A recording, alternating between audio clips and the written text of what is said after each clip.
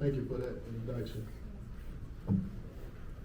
To the President Conte, to the President of Georgia NAACP, Gerald Briggs, to the board members, and all the people who I have tonight to support freedom. I'm proud to be here. And I know they told me I need to keep it short because I know y'all want something to eat. I'm hungry y'all for y'all food right now, so bear with me. Okay? But you know, I heard a story once. It's an old story. It's a story about a man named Tabias Carter, born a slave in rural Alabama.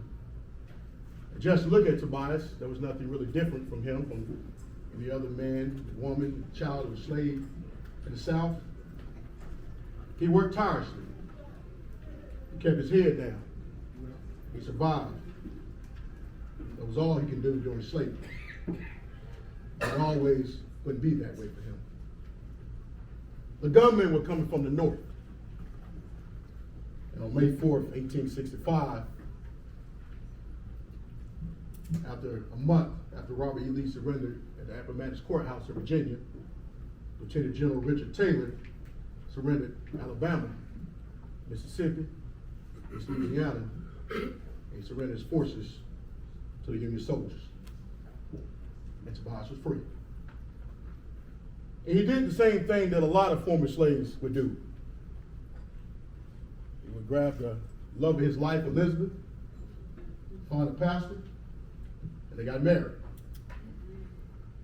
But as wonderful that marriage was, it wasn't the only thing Tabias did. You see, he knew, like we know, that being free isn't just a right. It comes with responsibility, because freedom is tough. It advances citizenship. It's finding courage to stand to be counted, because if your voice isn't heard, you're not really free. You're just a log floating down the river, being drugged by a current, and you can't control the rapids of head. But Tabias knew this all well. And after 2 years after slavery, and his chains was removed, the former slave in rural Alabama, he went to the courthouse and did the one thing a person who really wanted to be free must do: register to vote. He voted in the 1868 presidential election. A slave in rural Alabama in 1868 voted in the presidential election. Isn't that something? Amen. And you know, Tabias and Elizabeth, they found a piece of land in Alabama.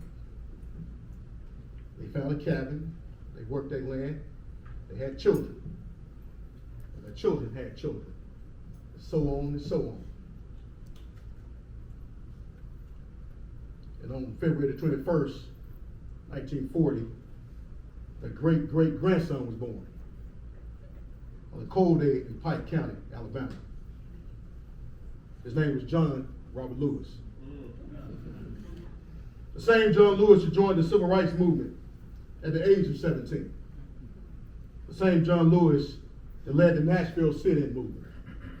The same John Lewis who became one of the original freedom riders. A founding member of SNCC, the youngest of the Big Six. The same John Lewis who led us across Sevens and Pettus Bridge on Bloody Sunday. The same John Lewis who represented the 5th Congressional District, Georgia, in the House of Representatives for 34 years. And the same John Lewis who believed in good trouble, necessary trouble.